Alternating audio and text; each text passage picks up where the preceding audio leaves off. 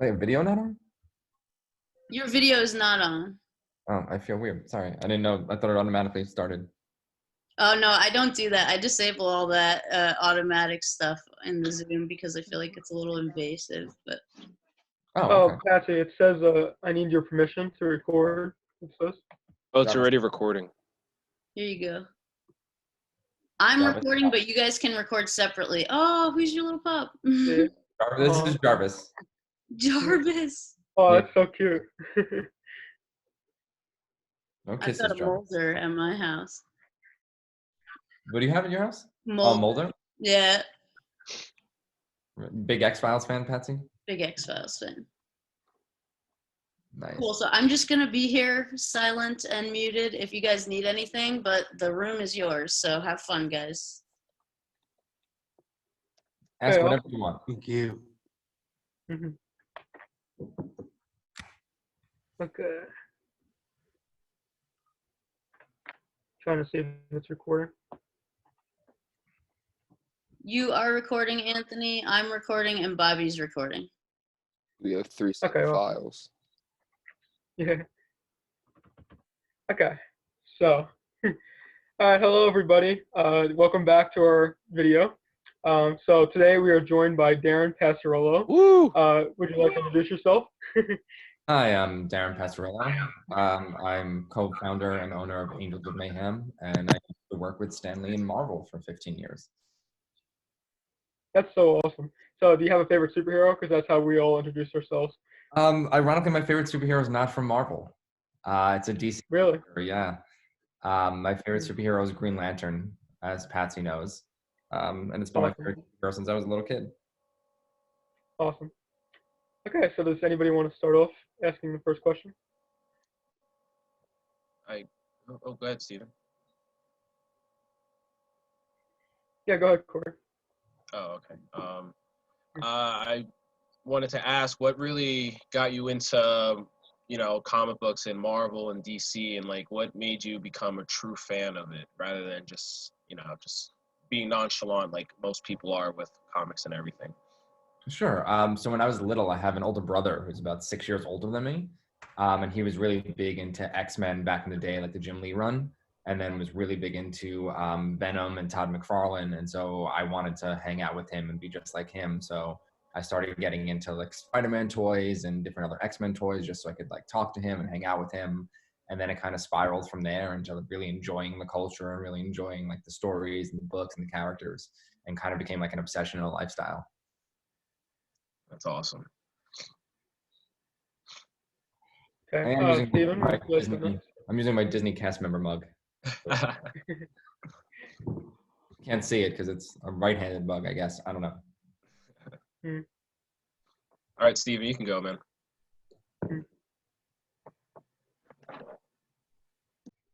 Can I share my screen for a second? Yeah, you Sorry? can do that, Steven. You can share screen. Yeah. Are you the host? Me, hold on. There you go. Thank you. You're welcome. Okay. So this is my question for Darren is, how long did you work with Stan Lee? 15 years. Okay. I started when I was a child. So, God, I started at 16 working for him when I was in high school. And then from there, just kind of worked through New York, worked through college while I was in film school. And then when I was about 23, I moved out to California and stayed out there for about 10 years working with him. And then I just moved back to New York about a year ago. Nice. Yeah. I was a huge Stan Lee fan since I know it's, well, I'm going to say, sorry for your loss for your good friend. I know he's really good book comics, and he's really good in movies. He was in a couple movies, and sorry to hear about your friend. Oh, well, thank you. I really appreciate that. It was kind of came out of nowhere, and I was kind of the second person to find out when it did happen. It was just one of those days that you don't believe it when it happens, and you're kind of like, no. And then it's funny because we talked about it He was 96 years old when he passed away. Well, I was looking him up. It said he was 95. Yeah, he just turned 96. Yeah, 96. And yeah. they and it's weird because like the whole time I've known him, he's been like in his 80s. You know what I mean? So from Yeah, like, right. you know him as like your grandpa, and you're always expecting someone in their 80s, like, well, eventually they're gonna move on and pass away. And so you always kind of prepare for it. But Right. when it actually happens, it's a whole nother thing that you really don't prepare for.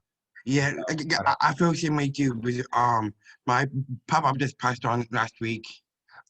I'm so sorry. And yeah, so it's hard, but like I know it's tough about losing family and it's tough losing good friends like you and Stanley. I know Stanley was really close to you. Oh, thank you. I really appreciate that. Okay, Bobby, would you like to go next? Yeah, so that last point just leads me into my next point. What was the most memorable part about working with Stanley? Oh God, there's so many. I mean, just seeing him every day in his office. One thing that he always did, which was really cool, is every day at 12 p.m., no matter what he was doing, no matter what phone call he was on, no matter what meeting he was in, he would stop what he was doing and call his wife just to ask her how her TV shows were, just to make sure she was doing okay. And Yeah, that was every day. Every day at noon, he'd stop whatever he was doing to call his wife and see how she was. And they were married for 70 years when he passed away. wow. Yeah. That's actually really cool. Like, it kind of shows that, like, he's still human. Like, he's this big, like, guy in cinema, but, like, he's still someone that goes out and, like, makes sure people, like, feel good. Yeah. He loved his wife. I mean, he was in love with his wife to the day she died, and just every day would call her. And I think that's like kind of one of the most beautiful things about him, is that over 70 years, he never lost that passion for his wife and his family. Mm-hmm. Yeah, that's really cool.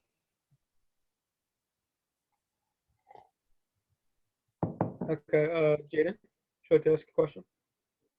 Yeah, so I guess it's kind of like along the same lines as like the work aspect of what you were doing. What are some things that like most people don't realize about that kind of career, like in terms of like long hours or like how stressful it is and stuff like that? Things that people don't really think about when they're like, oh my God, I want to do movies or I want to do this or that, you know what I mean? Right. It's hard. It's very hard. It's very challenging. You work maybe 18 hours a day. You sacrifice relationships, you sacrifice friendships because you're not available. And most people who aren't in the industry don't understand your working hours. And it kind of leads to just people pulling apart or moving away. And so what it becomes is, if it's something you really want to do and you're really passionate about it, you have to invest all of yourself into it, because it's going to take up a majority of your time. And, if there's 24 hours in a day, it's taken up at least 20 hours a day, 7 days a week for 6 months straight, depending on how long you're filming. And then it becomes the inconsistencies of the job, where unless you're contracted with a studio, finding the next gig, finding the next job. And Patsie can tell you too, like the older you get, the more you want some kind of consistency, the more you want to, do more than just work gig to gig to gig. So it's kind of, and if I could give advice to anybody that's starting, is save your money. Like, I understand that it's like, gig to gig, but save your money, be responsible when you're younger, live under your means so that you can save your money, so that when the time comes, you have a cushion, you can do this career. Because it's not a career you can go into right away and make a ton of money unless you get really lucky or you get really famous right away, which mostly doesn't happen to a lot of people. So it's just being conscious of what the future is. Like when they say have a 5-year plan, you should in this industry have a 5-year plan. Because look at it now, look at everything that happened with coronavirus and all this thing just shut down. You have Disney parks closing down and movies and productions and live events, and it's changing our entire industry to become something completely new that nobody knows what it's going to be about, or how pays are going to work, or what rates are going to be. So just save, be smart. Don't be like me or any other filmmaker that never saved. Right, Patsie? That's some really great advice. Definitely. Yeah. 5-year plan as well. That's why I'm always trying to get them to start their reels first year, because this is a first-year class. Yeah, and I mean the biggest thing too is I'm trying not to use profanity, so I'll control myself a little bit. The biggest thing too is it's okay to mess up. Like it's totally okay to mess up and to get yelled at and to not know all the answers and to like destroy your film or to like not have the right sound. Like it's totally fine. It's totally okay. And you don't have to worry about it. Nothing is the end of the world, you know, unless you like, I don't know, murder somebody, which is like really extreme. You know, nothing or any situation you're in is the end of the world. Even if it feels like the end of the world, you know, tomorrow's a new day and things get better and it takes time and you'll recover and you'll bounce back. And it's never going to be like a finite solution unless you make it a finite solution. So don't stress out as much as you can. Like, I know it's stressful. I know it's hard. I know things don't always turn out the way you want them to or turn out the way you expect them to. And the problem is having expectations when you can't have expectations and you get disappointed, but it's going to be okay. And it's fine. And it's perfectly all right. And I mean, Patsie can tell you, I'm sure, you know, she's messed up too when she started. You know, when we were working with film, we had to actually cut film, develop film, tape film together. You know, I can't tell you how many times I burnt film because it wasn't taped properly, or I overdeveloped stuff, or I had too much light on things. And this is before digital, and there was no way to recover that stuff. And you had to submit a movie in, you know, at the final hour, and then you're showing nothing but maybe one frame because everything else was destroyed. Yeah, definitely you're going to make mistakes, and it goes a lot smoother if you own it. Own your mistakes, own up to them, say, yeah, that was me, that's on me, you know, my mistake, as opposed to trying to blame someone else or avoid blame. Personal responsibility, and yeah, expectations. That's a really good note there as well, because that's where you feel failure the most, is when you set yourself up with very large expectations. Yeah, and also try to be as private as possible in your work life. Like, don't mix your personal life with your work life. Like, really, really, really set separate lines and boundaries, because people will start to take advantage of you if they know, like, oh, this person doesn't have a wife, or this person doesn't have a husband or a girlfriend or a boyfriend. They can work 13 hours. They can work 40 hours. They have no, like, really try to keep everything as private as possible when it comes to work, and just really keep that fine line between work and home and what's appropriate and what's not. Because I know, like, it's very easy to become buddy with people on set because you're working with them like 40 hours a day, you know what I mean? But really be conscious of what's work and what's friendship and what's not, and don't blur those lines as much as possible. But you all will blur those lines at first. Like, we've all done it. So the industry is like that cutthroat. Like, they'll like go after you just for something personal, like not having a girlfriend or like a boyfriend or something. Well, every industry, like, it doesn't matter if it's film or fashion or like a bank job or like a school teacher.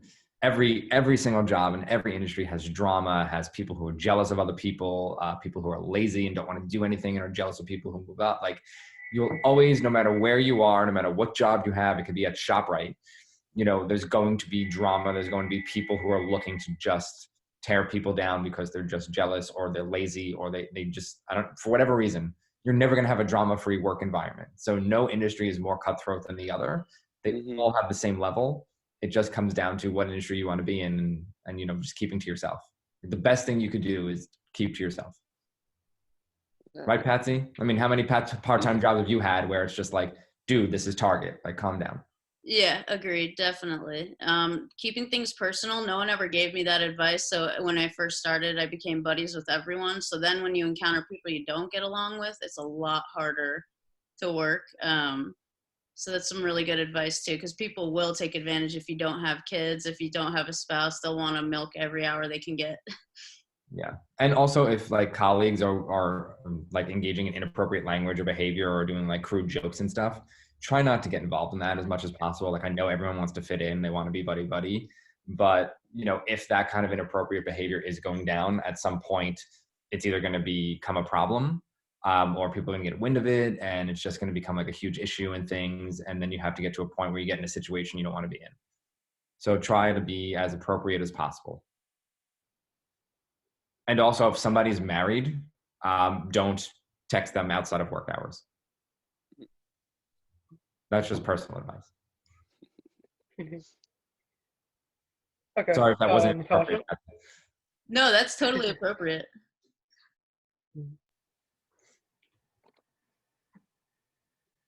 Continue, Anthony. Natasha. All right, Natasha, do you want to ask a question? Sure. If you could change one thing about working in the industry or working with Stanley, what would it be? One thing about working in the industry. I would say the opportunities. It would be really great if there was somewhere in the industry where more people got opportunities. Like I truly believe one of the principles of the company that me and my buddy Rob set up, and Patsie was, fortunate enough to be a part of a couple of years back when we did an event, is give everyone a chance to do what they want to do. Like if somebody wants to be a writer or somebody wants to be an animator or they want to be a filmmaker, give them that chance to do it. And if they're not good at it, then they're not good at it. But they won't know until they do it, until they get coaching. But don't limit the opportunities that people have because they're jealous or because you don't want competition. Like there's a great story about a boxer who, really worked for the title shot to become the world champion boxer. And he won and he became the world champ. And then everybody else in his class wanted to get a chance, like, oh, well, now that he became the world champion, we have a chance to be there. And he wouldn't give them that chance and he wouldn't take those fights because he didn't want anyone to be better than him. And so that's the problem that I feel with the industry the way it is, and with any industry, is people are afraid to have anyone come and be better than them rather than encourage people to be better than anybody else.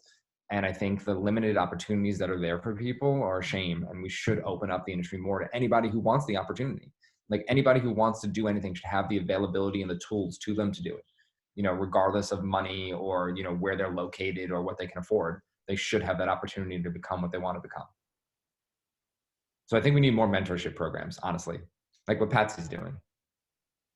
Yeah, I can safely say that operating Steadicam for Mayhem was the one and only time anyone allowed me to operate Steadicam, even though I had the equipment for years and years and years on an actually like budgeted shoot. Didn't you do it on a skateboard too at some point? Yeah. Right? Something like that? Yeah. It was fun too. That was, God, how long ago was that? 2015? That was 2015. It's going on 6 years? Yeah. Wow. I know, we're old now.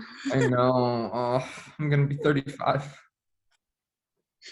I just turned 32, so. Oh, Patsie. Well, wait till you get to be 34. Like, everything hurts.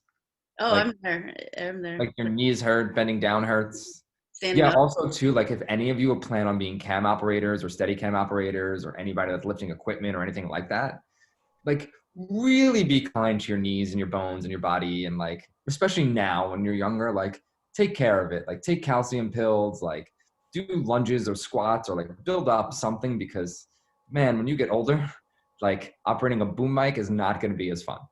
Like, everything just hurts. So, be conscious of your body when you're younger and take the steps to fortify it for the older you get so you have longevity. Because, man, you're going to be wearing that back brace. That's why, like, if you ever go on set, and like Patsie, you've been on set and you just see like these boom operators or Steadicam operators and they have that really industrial back brace thing on that is like a girdle. Yep. Like, yeah, that's because every bone in their body hurts and is broken. Yeah, that's what I would do for Steadicam because it is a physical thing. And that's why a lot of people, if they see you're small or, you don't have to look strong to be strong. That's something I say all the time. Right. So definitely start working out now. I mean, the only advice, like, I'm 5'4", so I'm really short and limited to a lot of things. As much as, like, let's say I wanted to be a boom mic operator, I have to understand I'm probably not the best boom mic operator only because of the reach. Like, that is definitely a job where somebody has to be at least 6 foot in order to do that job, mostly because of the reach and having to get over people. Like, it's very difficult for, not saying that like my height, 5'4", couldn't do it, but it's very difficult to be that height and to do that job. And to keep that microphone steady at that height. So there are some jobs that, inevitably do require someone being, 6 foot plus, but it's those kind of jobs where the microphone is required to be in a certain place. But all of you look to be a lot taller than I am, so it's fine. Except for Patsie, who's my height. I'm shorter than you. No, I think we're the same height. No, I'm 5 even. Oh, well, don't be a boom mic operator. I'm not, yeah. Okay, Anthony, go ahead. Sorry. Okay, sure. Thank you. So the first question I have for you is, when was the first time you met Stanley? And like, so like, how did you wind up meeting him, and how did you wind up like building that relationship you had with him? So I was 16 and I was casted on a TV show on Sci-Fi Channel and Disney Channel called Who Wants to Be a Superhero? And I was really excited, and we started filming, and then we started doing the promo shoots for the show. And the first day we physically met Stan was during the promo shoots. And I was standing there in costume and I was really excited. And at the time I was really obsessed with Spider-Man, the death of Gwen Stacy. So I was really excited to talk to him. We're in the waiting room and I just went up to him and I was like, Stan, you know, I'm really a big fan of Spider-Man. I grew up with everything. Like, it's an honor to be here. You know, what made you want to kill off Gwen Stacy? Like, what was the decision that made you want to do it? And he looks at me and goes, I don't remember what was going on. I just wanted to go on vacation. And Ramita said he wanted to do something. And I just said, do it. I'm trying to leave the office. And when I came home, she was dead. That's amazing. And that was my first encounter with Stan. That's amazing. I actually own that comic, believe it or not. Do you? Yeah. It's not it's a reprint, but it's not an original. But yeah, it's great. Yeah. So that's why Gwen Stacy died. He was just trying to go on vacation.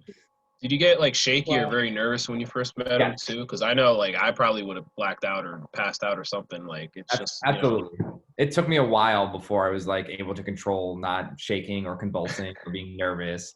I mean, that goes with anyone. It's a human emotion, right? Like nobody, and I don't care who they are. I don't care if it's The Rock or John Cena or anybody. Like when people are meeting somebody who is their idol or who they're, you know, impressed by, they are going to be nervous. They are going to be shaky. No one is cool, calm, and collected like that all the time, which is not how people work. And if they're telling you that, they're lying. It's okay to be nervous. It's okay to be scared, to be worried. Like it's just how people are. And it's fine. It's totally, I've seen people like online meeting stands shaking, like physically shaking, like there was an earthquake because they're so nervous. And it's okay. You just have to calm them down and remind them he's just a guy and, you know, it's going to be fine. But it's totally okay to be nervous. It's totally okay to like mess up your words. It's okay to be shaky. Like no one is calm, cool, and collected at all times ever. Awesome. Okay, so Corey, back to you. Oh, that was okay. I didn't count that because it was like a. I know it's kind of like a little piggyback off of that, but So when you got casted when you were 16, did you have any expectations outside of just being casted and being on set and, you know, just doing the job that you were there to do? Or did you expect to go further from where you were at the time? Absolutely. I was a 16-year-old kid. I thought I was going to win the show. I was going to become super famous, get a lot of money, get a comic book deal, become an actor, go to Hollywood. None of that happened at all whatsoever. So it was disappointing. But the good thing that came out of that is after I left, Stan called me and wanted me to come work for him because he was impressed by the digital stuff that I did and the audition tape that I made and how I put it together. And he wanted me to come work for him at his company, Power Entertainment, and help him with digital and MySpace and Facebook and putting together digital content. And that's how that happened. But, you know, as a 16-year-old kid, you assume that you're invincible, everything is the best, and you're going to win everything. And, you know, that didn't happen at all whatsoever. But what I got was way better than winning the show because I don't even know where the winner is right now. Not that he's missing. I just don't know anything that's going on. That's awesome. That's fantastic. That's crazy. Oh my gosh. So that's another thing too that Patsie can attest to for you guys is sometimes the thing you want or the thing you expect isn't what you get, but what you get is so much grander than what you ever thought it was going to be. And opportunities are around you all the time, like wherever you are. So don't get upset or disappointed when something doesn't work out because you never know what's around that corner or what's going to happen because that didn't work out. And try not to be jealous of anyone ever. Like it's never going to get you anywhere. It's never going to do anything progressive. Like, you know, you don't know what their lifespan is. Like the best thing I told a friend who's an actor who really wanted to be famous and they got upset when they see famous actors make it that they think are worse than them. I said, you don't understand what their longevity is. Like this actor can start at 16 and be done by 25. Like this actor can start at 20 and be dead by 30. Like, you know, you don't know if you're going to start at 40 and be famous until you're 90. Like you just don't know what each person's longevity is in whatever career they're doing. So to sit here and be jealous and angry of somebody or to feel bad, it's not going to get you anywhere. It's not going to promote you. It's not going to get you closer to your goal. So, you know, be happy for everybody who's made it because it's a difficult industry. And if they're able to make it, like there's hope for you. You know what I mean? Like the biggest thing I told my friend, this is probably like a negative thing to say, but whatever. When Quibi failed and it didn't work out, and I knew Quibi wasn't going to work out, I told my friend it's a great thing because it shows Doesn't matter if you have $2 billion. It doesn't matter if you're Jeffrey Katzenberg. It doesn't matter if you're super famous and have all the money. It still doesn't work out. And it still doesn't work out because it's not a good idea. So it doesn't matter. And that goes to show, like, we don't need $2 billion. We don't need famous people or names. If we have a great idea and we have something people want to see, it's going to work out way better than anybody who has 2 billion. Like, don't get me wrong, 2 billion helps a lot. It helps a huge effort to getting stuff done, but they couldn't get stuff done with $2 billion. So that shows that you don't need money to get it done. You just need a great idea and passion. Thank you for that. You're welcome. And if I'm talking too much, Anthony, just tell me to shut up. Oh no, you're great. The more the merrier. It's amazing. This is going fantastic so far. Okay, so Steven, you have another question? Yes, I do have another question. Steven, I like your desktop background, by the way. Oh, thank you. Thank you. You're welcome. Is that the school you go to? Is that your guys' school? Yeah. So, my second question is, how long have you known him for?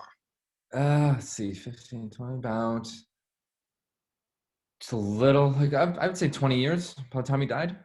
Mm-hmm. So I've known him for 20 years, which is a long time, which is, God, I'm 30, going on 35. So I've known him longer than I haven't known him, which is crazy. And that's the other thing too. You may think that like 30 something is old, but you have a lot more life ahead of you than you think you do. And your youth is a lot less. Like, you'll be 20 something for a lot less time than you will be older. And so I'm 22. You're 22? Oh, good. Yeah, you're very young. So just remember, like, there are people who want to be like Instagram influencers and all these celebrities, which are totally fake because they rent all those cars and houses and spend all their money to try to pretend they have money when they don't. And that's the other advice I can give you, and Patsie can agree with me on this, is don't believe everything you see on social media because it's not real. It's not a fantasy. Like, don't get upset when you see things on social media because none of it is real. Everyone is lying and they're trying to perpetuate that they have a better life than they actually do. So don't get downtrodden when you see things like that. Don't get upset. You know, when people post how happy they are in their life, they're really not. They're just posting it to reaffirm themselves. So you can't believe everything you see. And I know we're in the industry of movies and movie magic and fantasy, but just, you know, try not to believe everything you see because it's all smoke and mirrors. And, you know, it's, you know, you're going to be a lot older for a lot longer. And the best advice I give people too, when they're like, well, I don't have a boyfriend, I don't have a girlfriend, just think about it. You're going to be married a lot longer than you were when you were single. So, you know, have a plan, understand that there's more life after 30. Like, what are you going to do after 30? And that's what I tell everybody who doesn't have a skill is, if you're not skilled or trained in something, you know, when you turn 30 and you can't be an Instagram model anymore, like, what's your plan? Because you have another 60 years or so to live life. So what is your plan? So always try to think ahead in the future as much as you can, because things are going to change. Things are always going to adapt. Like, no one expected our industry to get shut down with coronavirus. Like, no one expected that to happen. And it's unprecedented in like the beginning of this industry. So, you know, no one had a plan. Studios didn't have a plan. No one had a backup plan. No one was prepared for anything like this. And you see what happens when studios and industries don't have plans to battle unexpected things. So the more plans that you have and the more strategies you have, you'll be prepared for anything that comes your way. And I know that derailed the question you just asked me, Steven. Mm-hmm. So I apologize for that. We're fine. Okay, Bobby, you have another question? Yeah, so you've been in the industry since you were like 16 years old, as you said. So like, obviously you've worked on a lot of projects, but which one would you say was like your favorite over the whole time? Oh God. Let's see. Does it have to be Marvel related? Anything. I think the best experience I've had was probably with Kevin Smith on his Kevin Smith podcast, on his Fat Man on Batman podcast. Mostly because he is an awesome dude. Like, he's awesome. His family's awesome. Like, he's super intelligent, like really, really well-spoken, like knows his stuff, and is just such a great interviewer. Like, I had such a fun time being there with Stan and working with them, like, on that podcast. Sort of what we're doing now, except with Kevin Smith. That's awesome. I was also a food judge once. So funny story. Yeah, so funny story, Rob. I was a judge for a Food Network TV show that I didn't know about. Like, my friend was a casting agent, and she was like, hey, we need, you know, help with something. Do you want to be on like this food show? And I thought it was just a YouTube series, like nothing really big. So I wound up showing up to set, and it was at Universal Studios. Like they had it on the studio lot. So I showed up to set like 2 hours late in pajamas, not prepared, thinking it was just like, whatever, it's YouTube. Turns out it's a Food Network show with Adam, what was his name, who did Man vs. Food. And I was like the judge for Food Fighters. And it was like a really big deal. And I was like, oh man, I feel so terrible. And it was great, and I had a great time doing it. But always ask questions. Yeah. You get asked to do something, make sure you have all the facts, because that might happen.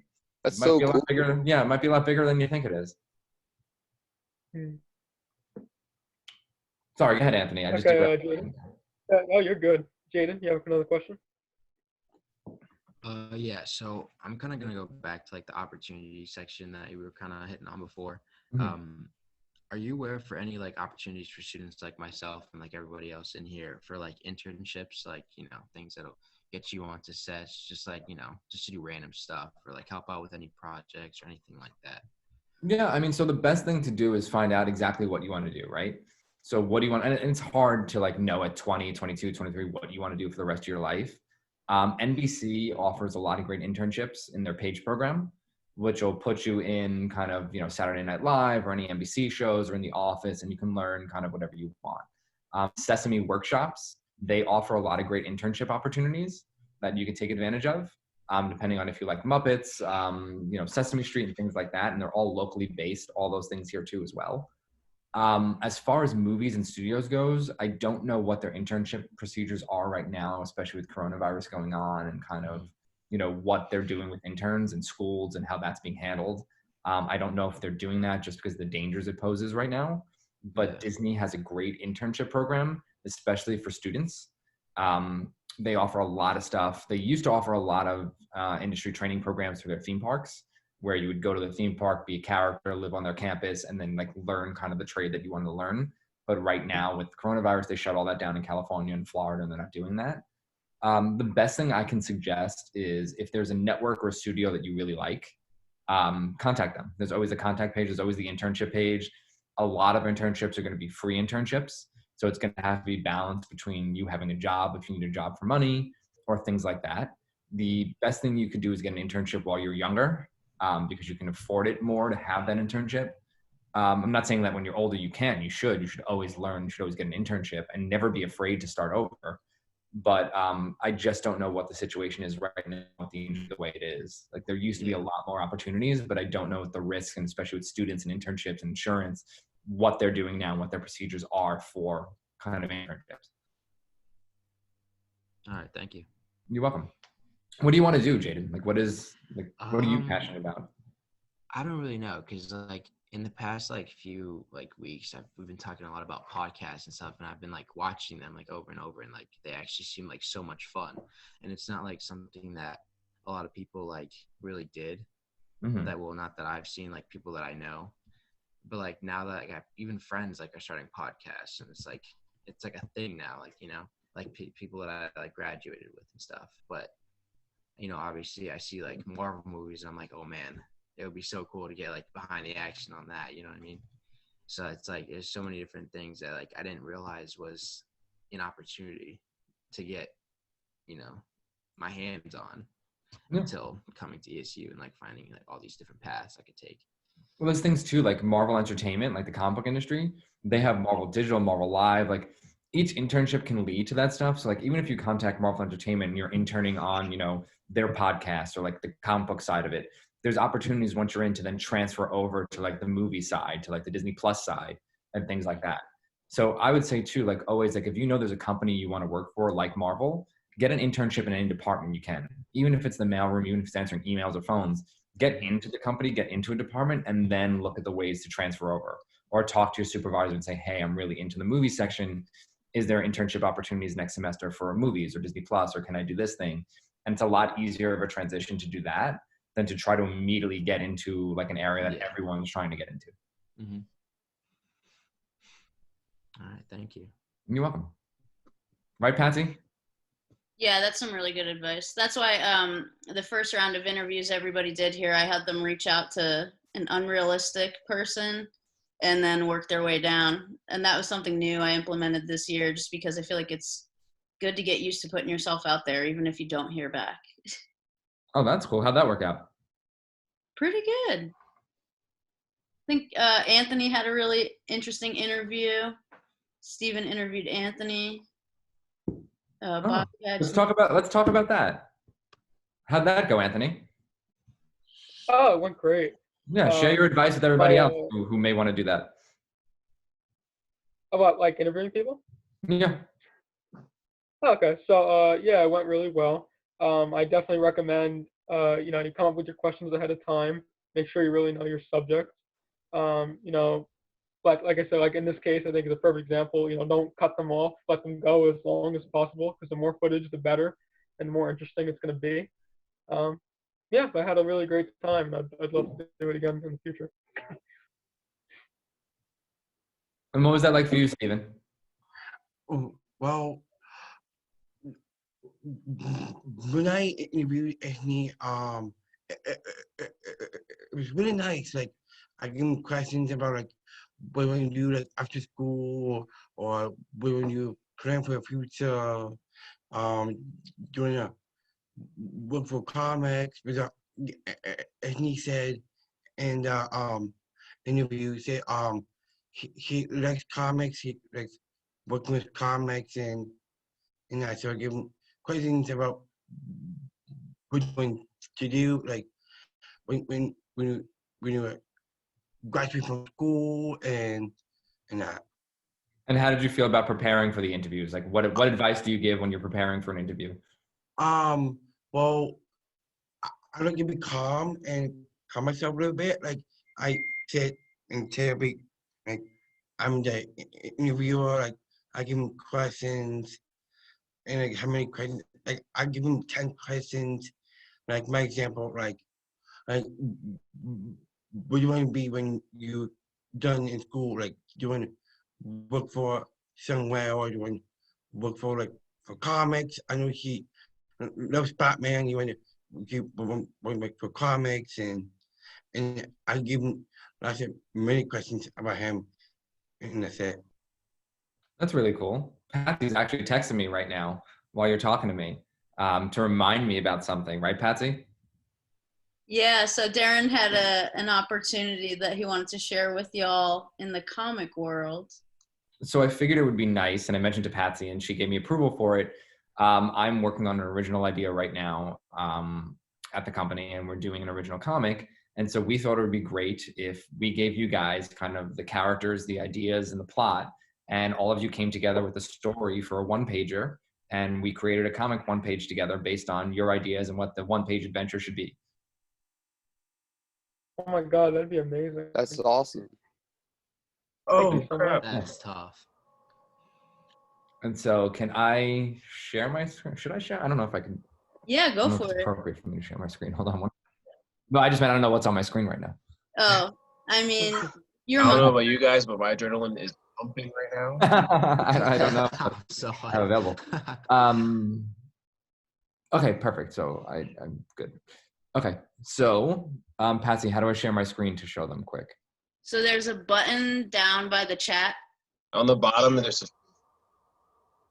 It's a green button. Oh, share. Oh, look at that. What the hell is the desktop one? Is that? I think so, yeah, if it's on your desktop. So unless you're trying to open it up, you want to open something up first and then share that screen.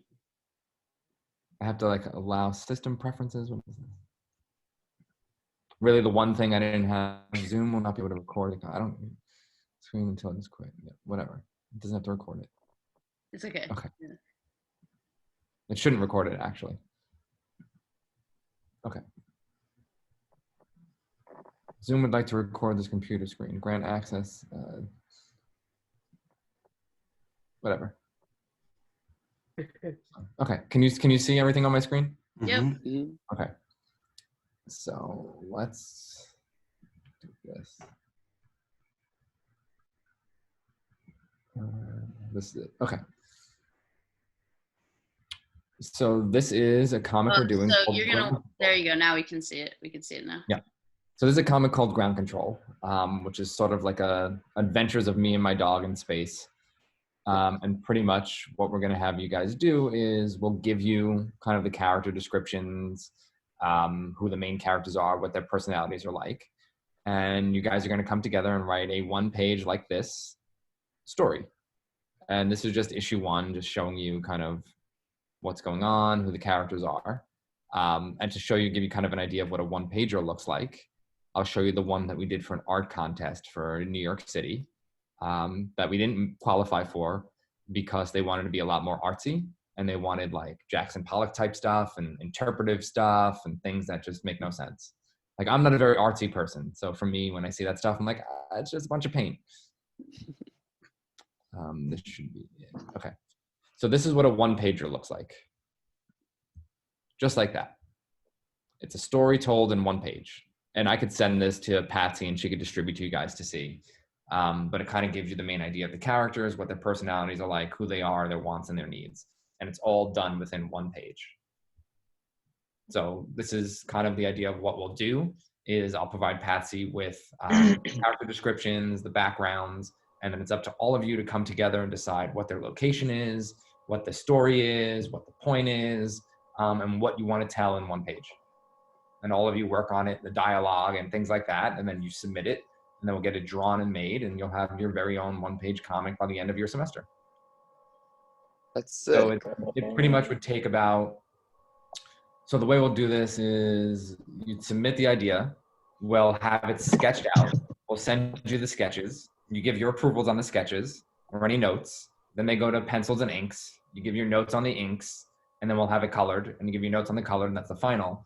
So, you know, depending on when does the semester end, Patsie? You're going to tell me like a month from now, aren't you? Like, or something like ridiculous. No, it's in December. It's December 14th, I want to say, is the last day of classes. So then what we should strive to do is have the story done by like before Thanksgiving. Okay. Like hopefully like the week before Thanksgiving, which gives you about 2 weeks. That way we have about 2 weeks, 3 weeks to do the pencils, the inks, and the colors. So by the end of the semester, you have something. That'd be awesome. If that works for you, if that works for you guys. I mean, Anthony, you're leading it, so you're in charge of the group, Anthony. So you have to bring everybody in. Oh yeah, that sounds amazing to me. If the rest of you guys are good with that, which it looks like it is, like don't I'm ready. see anyone that is opposed to it. Yeah, I'm excited. and Thank you so much, Darren. what was I That's gonna say? And then we'll showcase it too when you guys are done with your final project. We'll showcase it on the website. You know, we'll do a press release about it. In local news and things like that, you know, on comicbook.com and on Culture State, we'll do like a whole press release, and then maybe we'll set up a Zoom call with them where all of you can be interviewed about the comic book process. That's sick. That sounds amazing. No way. Thank you so much for this opportunity. Oh, you're welcome. But I was also Thank told by you. Patsie that Steven was very excited and he was gonna be talking a lot today, and I haven't heard him talk that much at all. So I'm kind of disappointed a little by that. Steven, you should show him some of your impressions. For Batman or Joker? Go for Whoever you want. Joke. Okay, I'm gonna do Batman. Batman.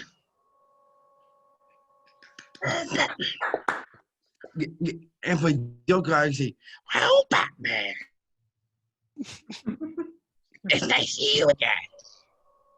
Who is your favorite Batman? My favorite is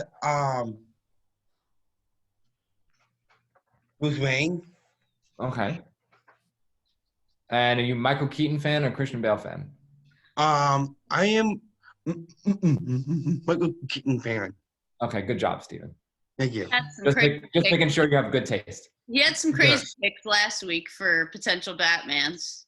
He was Oh, throwing really? out Zac Efron. Yeah. Here's Yeah, he went off for like 10 minutes. It just kept going and going. And I thought you were about to say Zach Braff. And I was like, really? No. What else, guys? What other questions? I feel like I'm Anthony dominating has the some conversation. industry questions, some specific ones. Whatever you guys want.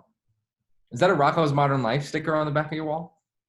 It's a painting. I made it because I couldn't find any. Really? You have a question for Darren. Go ahead, Steven. It's about time. Okay. I was told you were going to talk all this whole thing. Okay, so yeah, have you ever worked with him in movies like with Sting Lee, with Chadwick Boseman and Robert Yep. Downey Jr. and other celebrities. Yep. So the Avengers films, Guardians of the Galaxy, like every time he did a cameo, I was there with him on set. My first one was for Avengers 1. I was on set with him in New York City in the middle of, it's like 33rd. And you guys are way too young for this, but Patsie might understand it, but you might be too young for it. We're sitting there by Grand Central Station, and Stan just looks out and goes, "Wow, the old Pan Am building." And I'm like, "Stan, it hasn't been Pan Am since like 1972. That's how long he wasn't in New York City for."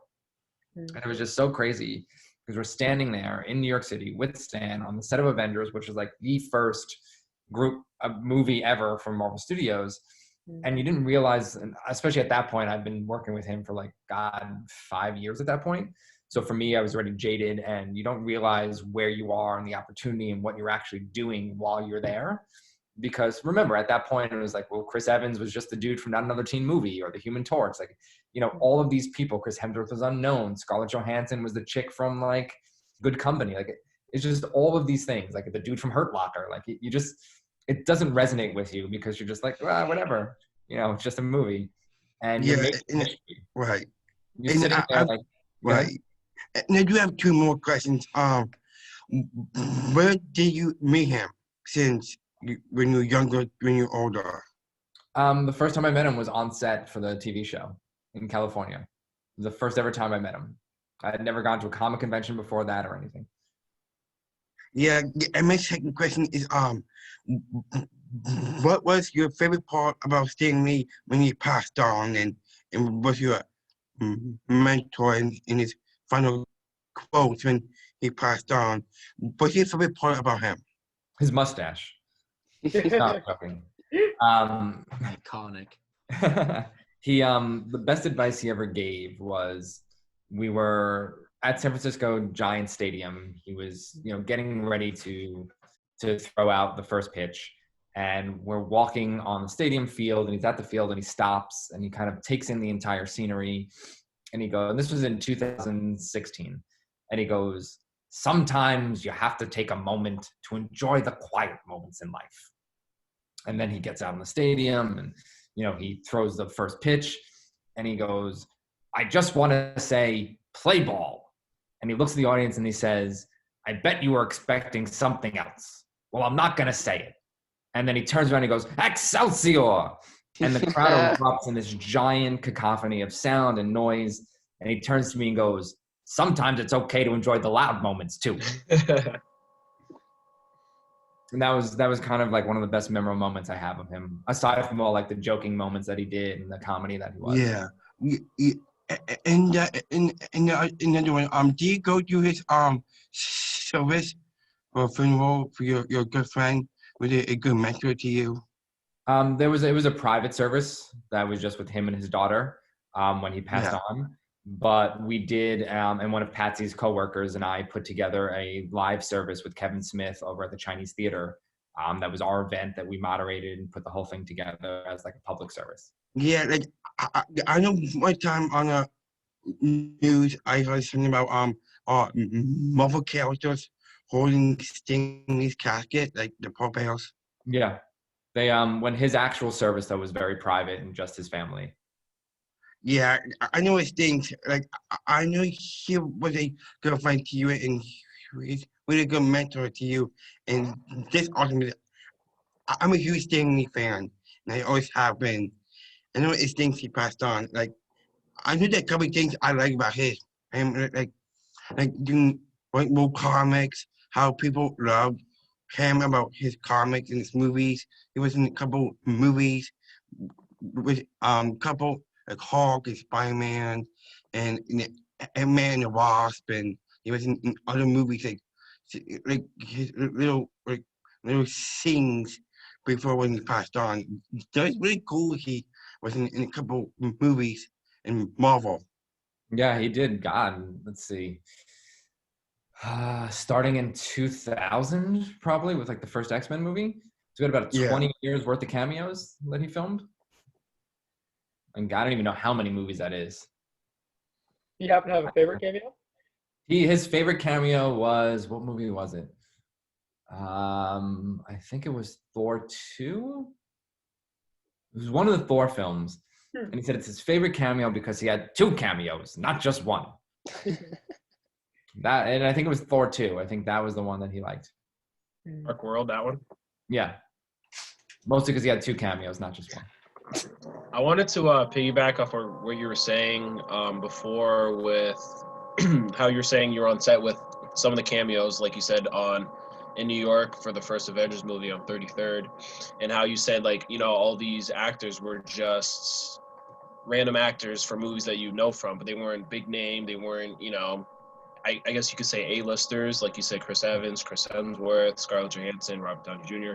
And I feel like the Marvel Cinematic Universe gave a lot of people opportunities, and they definitely took it. And Yeah. now they took it and ran with it. And now, like, Marvel Cinematic Universe is, I'm pretty sure, #1 right now for probably huge action movies and all that too. I know DC's coming up also, a little behind, but you know, I do understand that too, and I love that. I absolutely love that.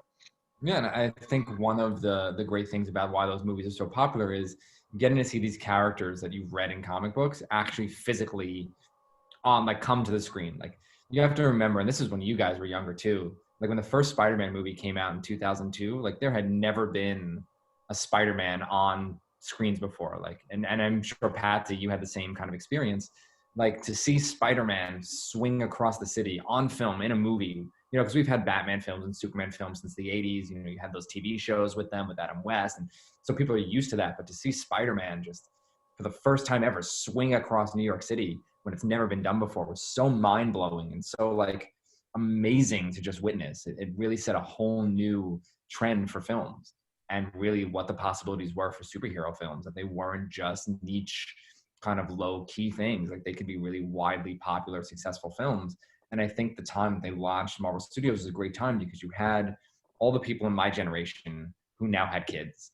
And so they could go and see the movies they always wanted to see and then bring their kids into the comics and the movies. And it really started such a great boom and great timing. You know, if you did it while we were kids and our parents were taking us, they wouldn't have gotten into the movies because it just wasn't their generational thing. But they really hit the market at the right time. But then the thing with that too is it's longevity and it's market value. And at a certain point, and it's terrible to say, but Marvel movies and superhero movies are not going to be the successful genre that they are right now. It's just, that's how things work. Like, they get played out at a certain point and there's only so many stories you can tell. So, you know, you have to keep that in mind. Like, while it's widely popular now, it won't necessarily be widely popular in 10 years.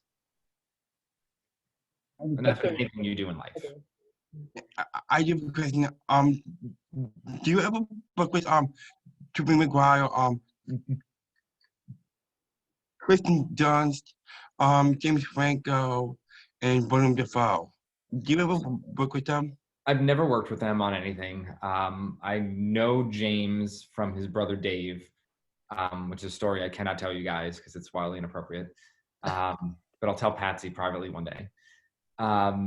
But I've never worked with any of them. Just know them through friendship, experience, and they're all very, very nice people.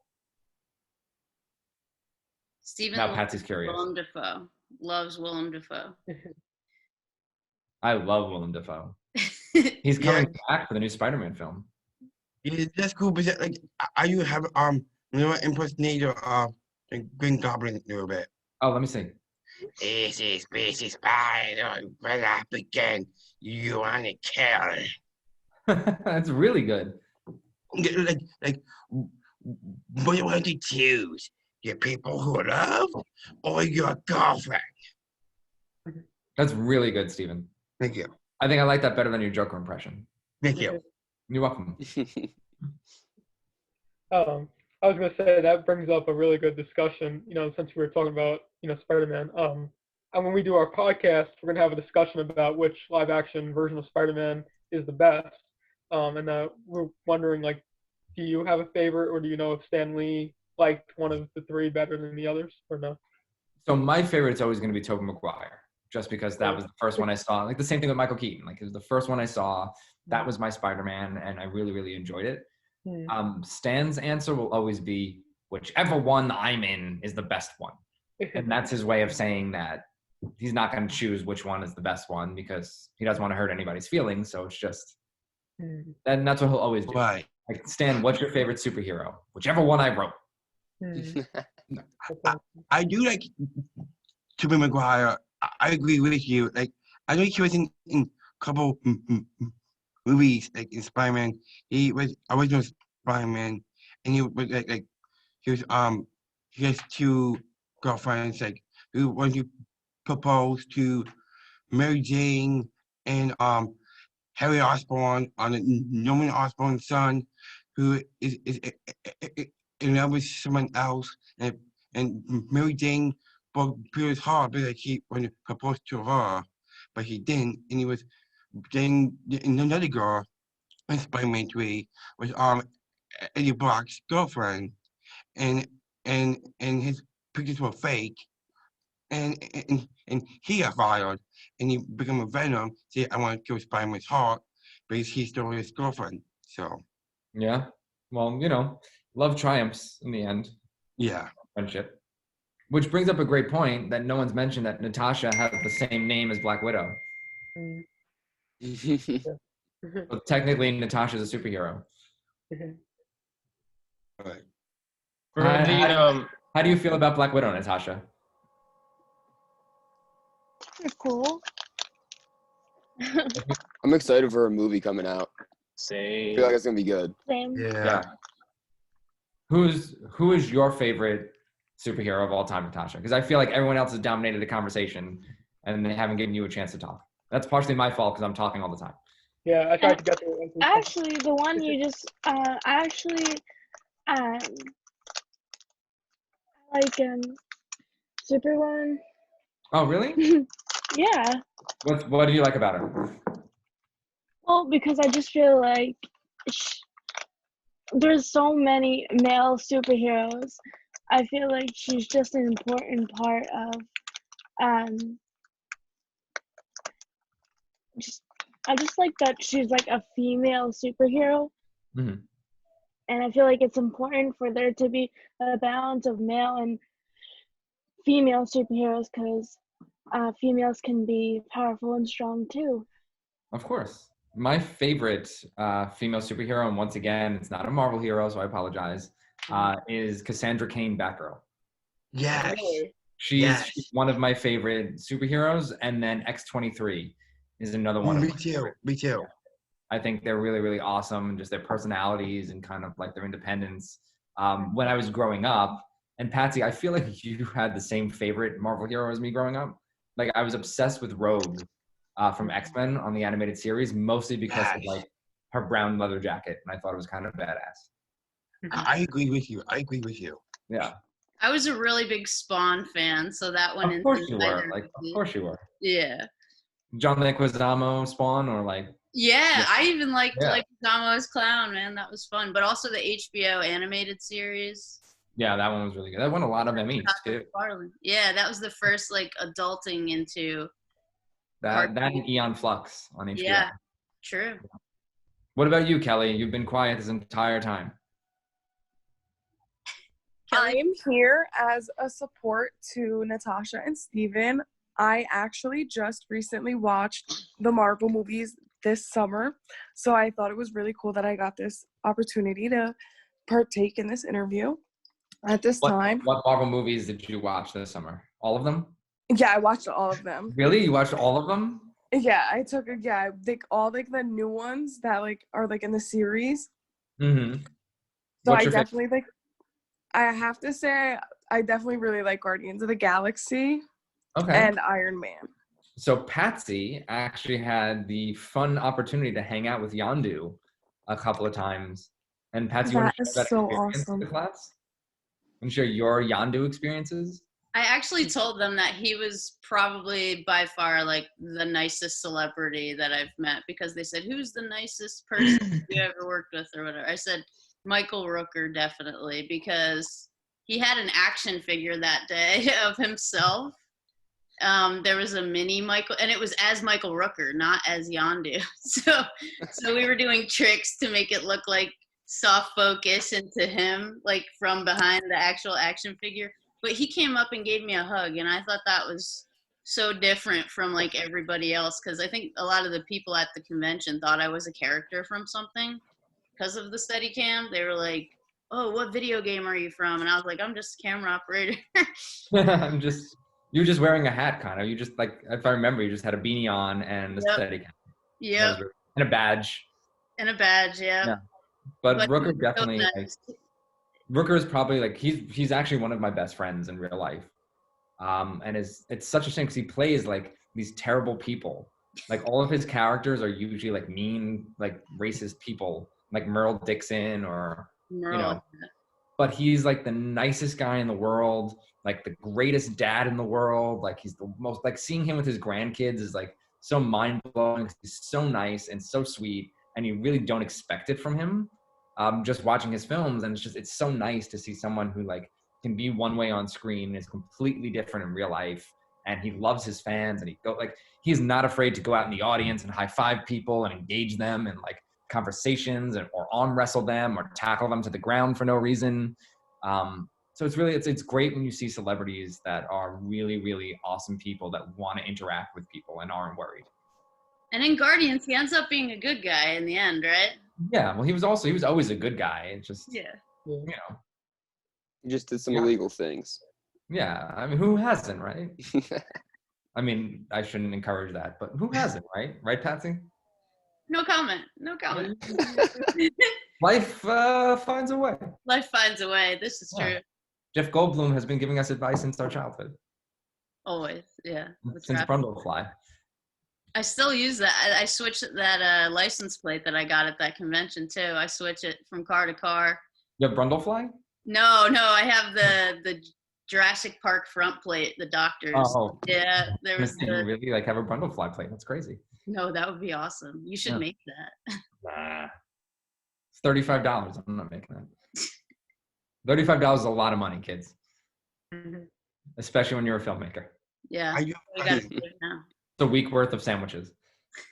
I have a question for you, Darren, actually. Go on, Corey. So I know you said that your favorite thing is the Green Lantern powering, right? Correct. So that's DC. So let's say we go over Thanks to for rubbing that in, Corey. I appreciate that. Oh, no, I love them both. I have two okay. favorites. I have a Marvel favorite. I have a DC favorite. But because I love the X-Men. So out of the X-Men, you said other than Rogue, who would be your favorite? Out of the X-Men? Yeah. Iceman was always my favorite growing up. And then the 90s came and everyone loved Gambit because I don't know what, I don't even know why I liked Gambit. I'm being totally honest with you. Like, he's not even really that good of a character. He's cool. He's cool, but like he's not that deep of a character. Like there's nothing really beyond the fact that he's cool and just looks cool. Maybe it's because that's what people want to be. Maybe. Right. Like I think that's what the 90s was. And like you kids weren't around like in the early 90s. So I feel like I'm just talking to Patsie all the time when I talk about my childhood. But the 90s, and especially Spawn too, like the 90s were all about if it looks cool, it just has to look cool. Like comics weren't even good in the 90s. Like they were really bad and they just put like 3D lenticular covers on comic books and like that was cool because there was a Gambit card that was 3D. Like that was the thing with Gambit. Like he came out in the 90s with Rogue and it was just they looked cool. And they looked cool together. And there was just like no real reason why I liked Gambit other than like, wow, that guy looks cool and he's got a trench coat. And that's pretty cool. And he throws cards and that's pretty cool. But for me growing up, like I'm a huge fan of the X-Men. Like I loved Iceman. But as I got older, when they introduced Archangel and Apocalypse took Angel and made him into Archangel, like I feel like Archangel is so badass and like just such a cool character because Angel is really boring. Like, and I'm sorry for anybody who likes Angel, but like he's just some like white rich dude that has a lot of money, that's like really ridiculously handsome, and beautiful like, wings. Yeah, has giant wings and looks like an angel, and like I'm like what's this dude's problem? Like there's no problems for this guy whatsoever. You know what I mean? Like, and then when he became Archangel, like that's really cool. That's the like, biggest badass. Like he's got the metal wings and now he's slicing dudes up. Like that's cool. And then the 90s came and it was like everything's cool. Funny thinking about Natasha's comment as well. Darren also watches The Boys. We've been talking about The Boys a lot. I know. It's wildly inappropriate for any of you. Yeah. Well, I mean, yeah, but they're all 18 and up. Right. But we shouldn't encourage, like, if you watch it, you watch it. I'm not going to encourage you to watch it. Oh, me and Patsie talk about it all the time. Yeah, we talk about it all the time. There's a lot of good female heroes. Girls get it done. Girls get it done in that. Did you get to the end of season 2 yet, Patsie? Yes, I did. I love like Frenchie when he's like, girls really do get it done. I just like how they use the trope too of like Queen Maeve's character being gay. Yeah. And they're just how they like, exploit it in the media. I'm gay. Yeah, like Yeah. it becomes a crunch bar. It becomes everything. Yeah. It gets exploited to like the umpteenth degree. Like she is such a great character They're because so dynamic. Yeah. you just see her arc and her morality and like how she like even to be such like, and that's such a great comment on the industry itself and just on gender roles within the industry, because you have a character like her who's so strong, who has the power to do whatever she wants, and she's still crippled by not saying anything out of fear of being ostracized. Right. So she drugs herself up with alcohol and drugs and sex and other things to numb her mind rather than be outspoken about things. And I feel like that's such, like in the society that we live in, no matter who you are, I feel like that is such a thing that people do and feel like they're forced to do because everyone feels like, and it even comes down to voting too, which all of you are 18 or older, so you should vote tomorrow, by the way, because it makes a huge difference. Like one person really does make a huge difference. And I don't mean to be like that person, but it really, really does. Also, if you don't vote, you can't complain about anything. So voting gives you the right to complain about whatever you want. Absolutely. Which I'm a complainer, so it's great for me to just be like, well, I voted, so I'm going to complain. Yes. Yeah. But I just feel like, you know, that is such a great character arc to see someone who had really a moral problem with Homelander in season 1 and what he did with that airplane, and just really ate her up inside because she felt like one person, even with all that power, couldn't make a difference in the giant machine. Which is, you know, unfortunately kind of the way things are right now. And it shouldn't be. And if one person stood up and another person stood up and another person stood up and another person, that's one person times 10,000 people becomes 10,000 people. It's like if you got $1 from 10,000 people, you have $10,000. So one person times 10,000 makes a huge difference. And all it takes is one person to get 10,000 people to stand up. Just like He-Man, you have the power. I do have a question. Power. Oh, that's my other favorite hero. I forgot about it, and I feel terrible. She-Ra, Princess of Power. Oh, Princess of Power. The Netflix series is so good. The animated series, it's so, so good. And that is a series, honestly, like that series is so good because it handles gender roles and it handles, you know, like LGBTQ roles so well and so well done, where it's not an in-your-face like the Queen Maeve thing. Like it's not like I'm a gay character, I'm this. Like you have to like. It's not that. Like they do it so well and it's so well done, and you can obviously tell the people who are writing it take such care and experience, because it literally is just these are people who are in these situations who like these things. It's not like here is a gay character, here's a lesbian character, and they're, you know, here they are and they're doing all this stuff and they're wearing rainbows all the time. And it's not like that at all. Like that's, and I think that's a problem with a lot of things is when you see all these articles about people who say there's not representation in the writer's room and there's not representation in film, it's because you have a bunch of people who have no experience in that subject matter writing those things. And there's a huge difference between somebody who has that experience and somebody who doesn't, and the genuineness that comes across in the writing and in the portrayal of it. Like, right, acting is one thing, right? Because acting is lying, essentially, and it's your job as an actor to make people believe you. So to say, like, hey, this person shouldn't play that character because they're not X, well, acting gives them the ability to do that. But when it comes to representation, especially in the writer's room, especially behind the camera, especially in the directing and the point of view, you know, people who don't have that experience, it shows. And it comes across in the writing, it comes across in the directing, it comes across in the camera technique. And it makes a huge difference in how that story is told and the genuineness that comes across in that story, because otherwise you're just getting a bunch of people who don't know what they're talking about, pretending they know what they're talking about, and it just becomes like robotic and stale and just really terrible and awkward and cringeworthy. And then, you know, you don't want to watch it. Like that Netflix series with, what's her face? Not Debbie Reynolds, Debbie Ryan, where she wore like that fat suit for like the show, and she pretended that she was overweight, and it's like, you're not, and you've never had that experience, and like it was so cringeworthy, and like I couldn't even watch it. But then you get an actress like Zendaya, who like with Euphoria has done such a great job portraying somebody who's a teenager going through teenage stuff and being addicted to drugs. And like, the great thing about her character is she doesn't want to be this way. Like, she's not just going out of her way to be this way. She doesn't know how to be any other way. And you see her struggle with everything that every one of us has struggled with at one point or another. And it comes across so genuine.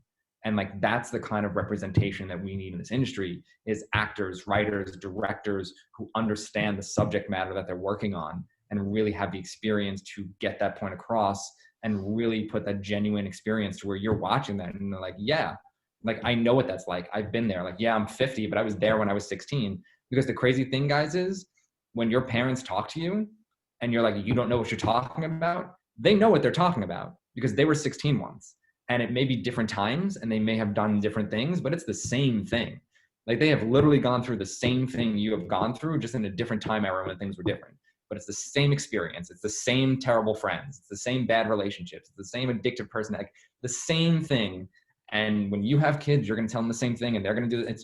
It's the same. Everything is the same. Your parents know what they're talking about. Your grandparents know what they're talking about. Nobody knows how to be a parent. Nobody knows how to raise a child. Like, it's all the same. It doesn't matter what time era you were born in. It literally is all the same.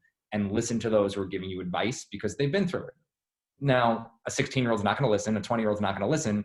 And nobody really listens until they go through it. And then they're like, oh yeah, that thing.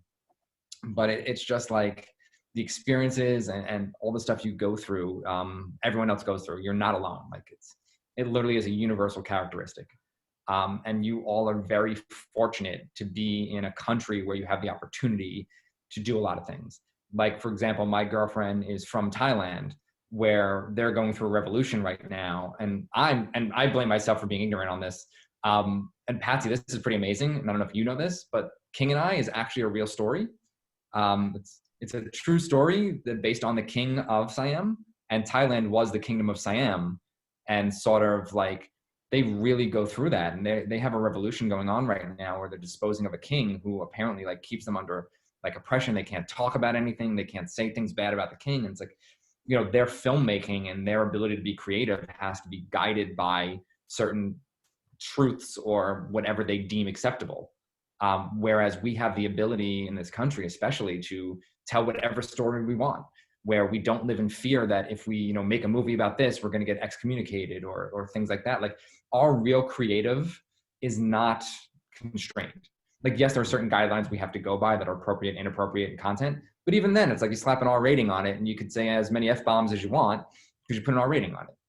But we're really not constrained to the content of what we can say for the sake of saying it and the movies we can make. And I think that's a great opportunity we need to realize too, as filmmakers, that we have a responsibility in this industry, whether we're directors, whether we're camera operators, boom mic operators, sound editors, to really tell a story to inspire people. Like, right? It's not about changing the world.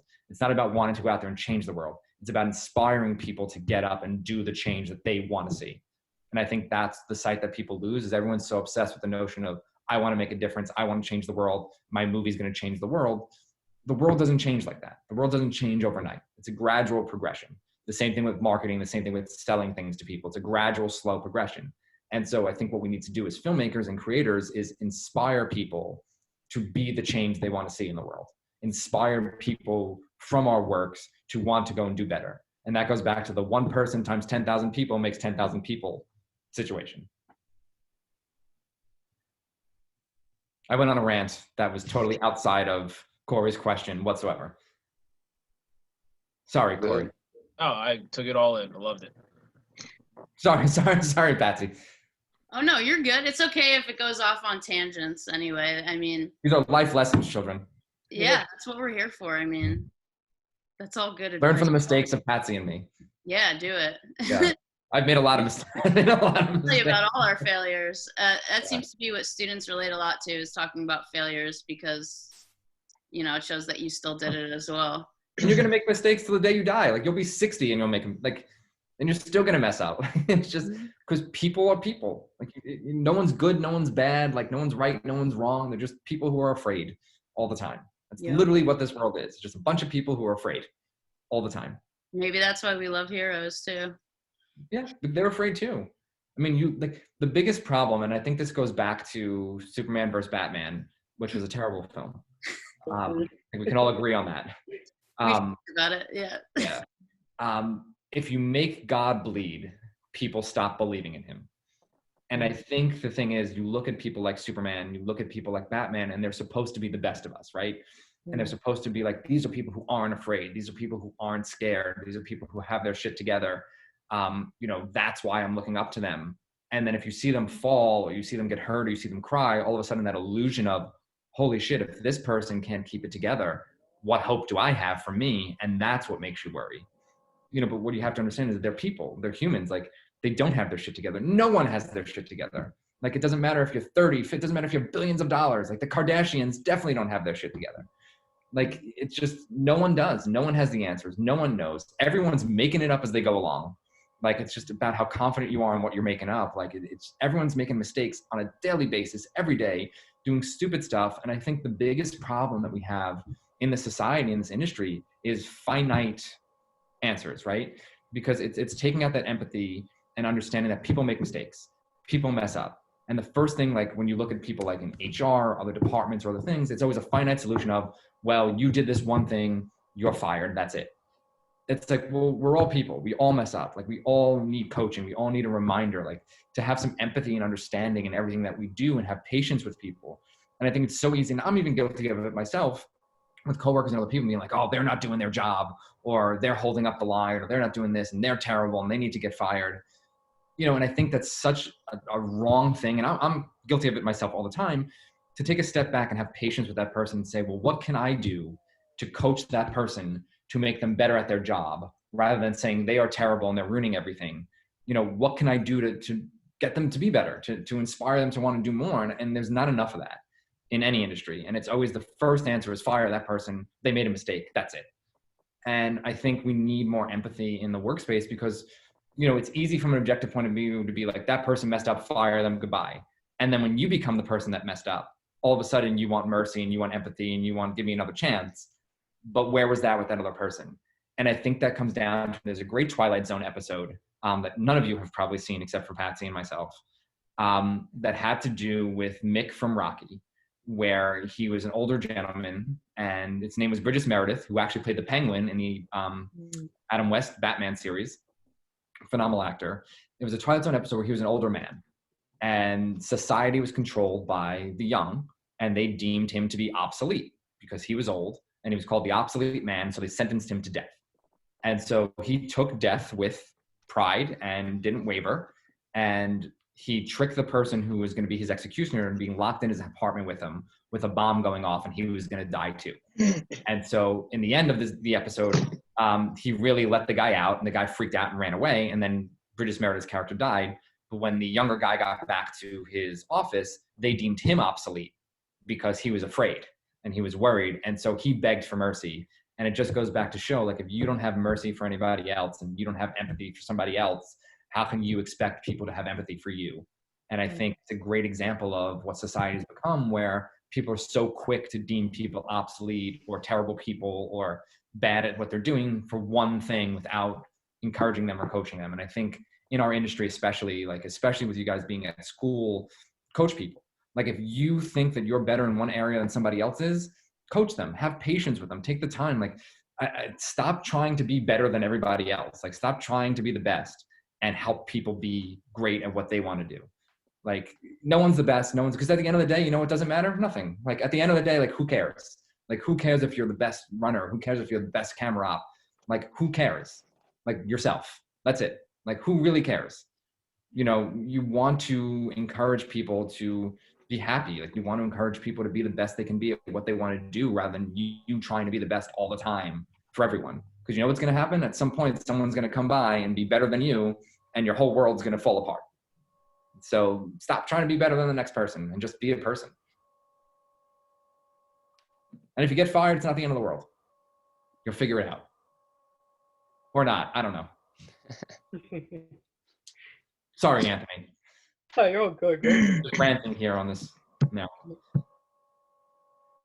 Continue. Some pretty specific questions about different people you wanted to ask about connected to Marvel. Sure. Yeah, I'm getting emails, by the way, but I'm still talking to you guys. Oh, that's awesome.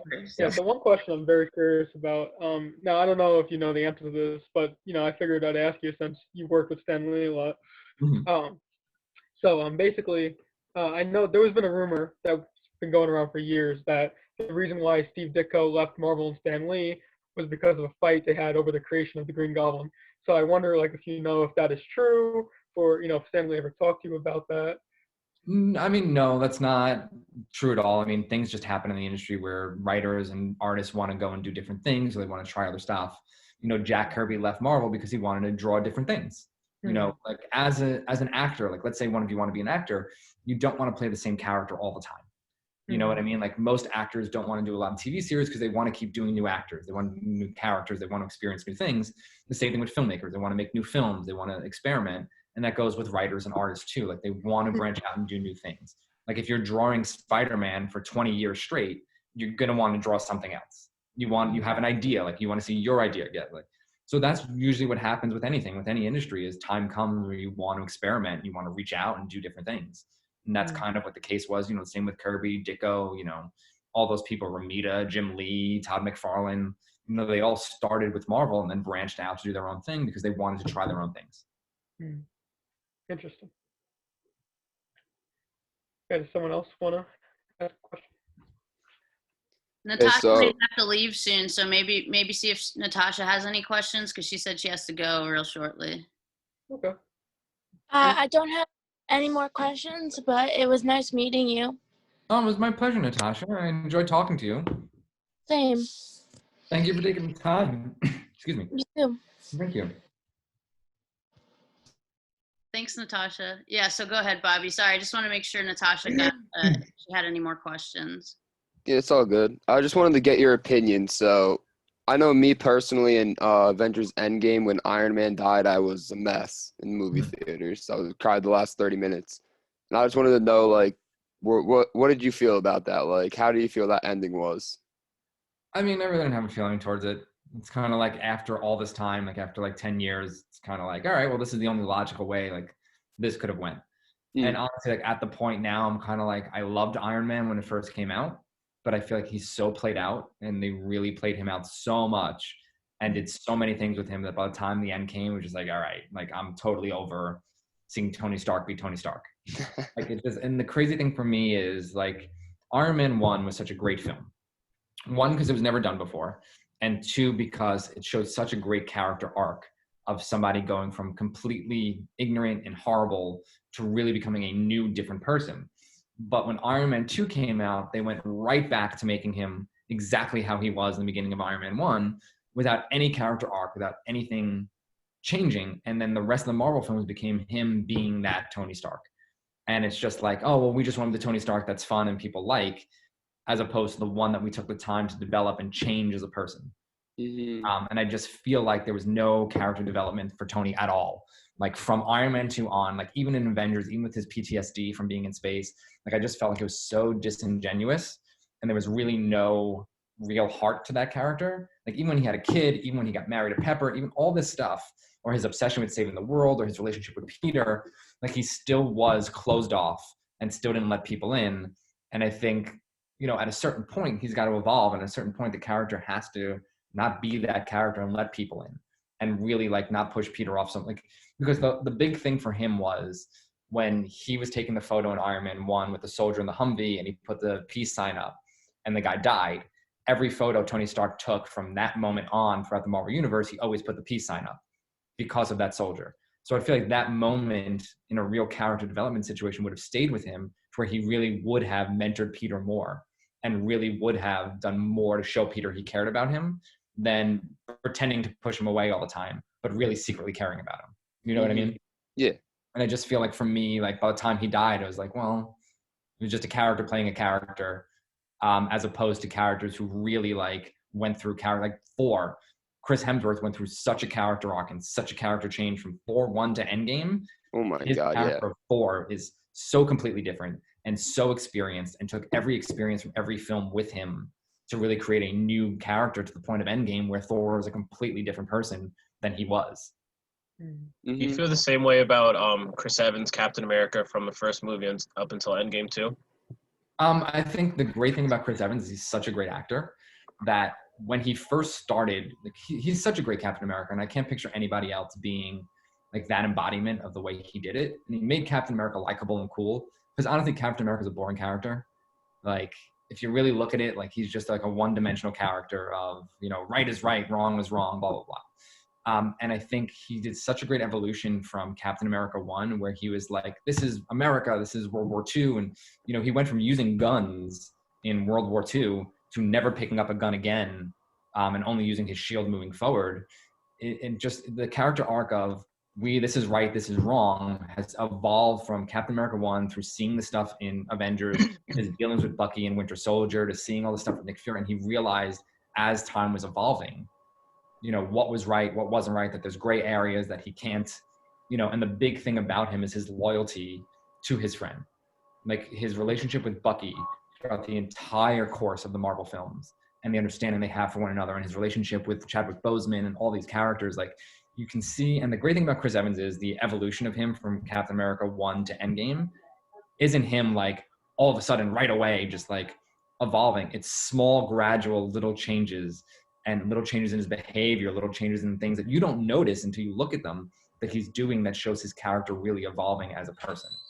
And I think he did such a great job as an actor getting that across, and kind of, you know, showing people to understand like his time frame and different things like that.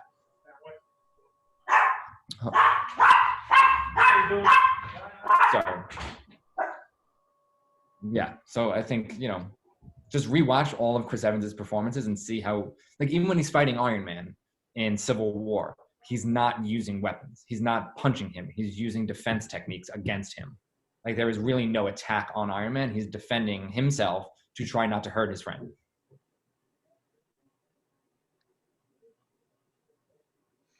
I totally agree. I totally agree. Like, before Endgame came out, I think I watched almost every single movie coming up until, because, like you say, you don't realize the small changes in characters. So then I looked at Iron Man, Thor, Captain America, even Black Widow, Natasha. Like, she was, like, cold-hearted. Mm-hmm. And then she developed a family over time, like you said. And then, like, it made the movie even better because you get to see where they all end up. So, yeah. I mean, even in Endgame, if you look at Hawkeye, like, his whole thing was his family got taken away from the snap, but all the criminals and bad people in the world were still around. And so his outlook on it was, why do they get to live? And they're terrible people, and my family had to die. And so his whole mission in Endgame was to just kill all those people that should have died. And that's why he became Ronin. Correct. Which, you know, makes sense in a character arc and development point of view, is that someone would do something like that. Yeah.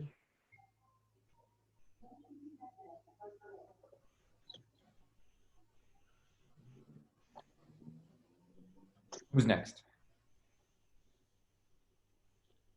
Anthony? If anyone else wants to go for say anything else. I know, Jaden, you haven't said anything in a while.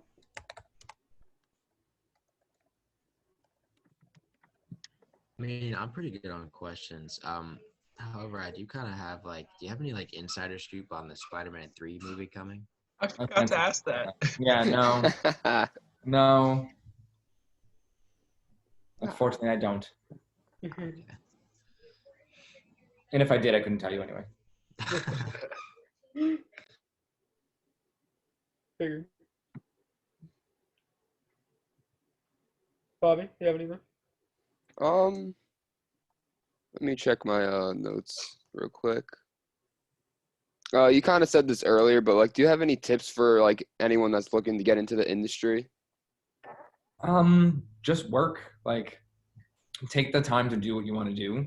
Like, if you want to be a writer, write all the time. Like, even if it's a page or 2 pages a day, like, write. If you want to be an artist, draw all the time. Like, always practice your craft, and always, you know, apply to anything you can apply to. You know, don't be afraid to, you know, apply to Marvel because you don't think you're going to get in. If you don't get in, you don't get in, and then you apply again. Like, always be willing to take that risk, and always be willing to fail, because you'll never get the opportunity if you just constantly worry about not getting that opportunity.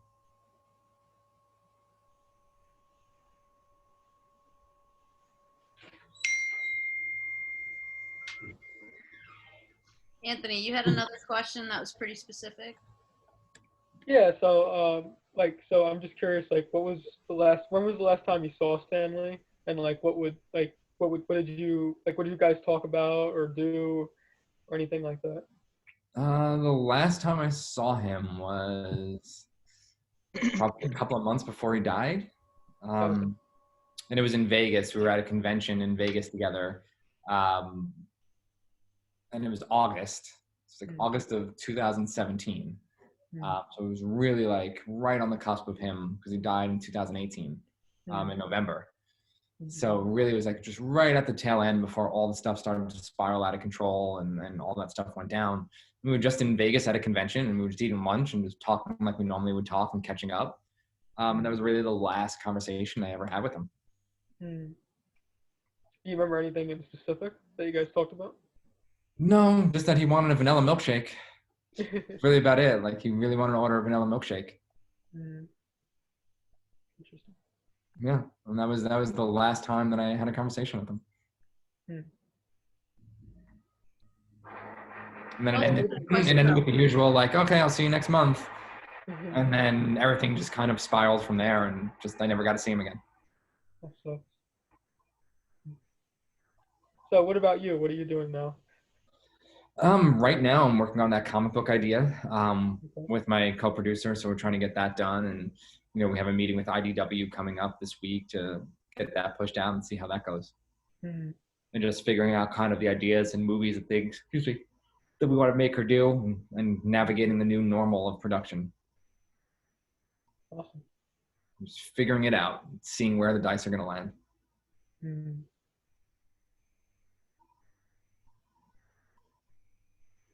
Okay, anybody else?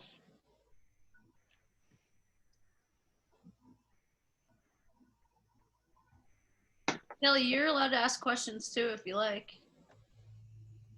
I really think everyone's touched upon them. I was just curious, like, do you guys, like, I don't want to say like employ, but do individuals with disabilities like have opportunities like to be in the movies, like even as extras or just like in backgrounds? And how do you decide, like, I know in a lot of movies, the individuals with disabilities or their characters are not, like, the real actor behind them are not an individual with a disability.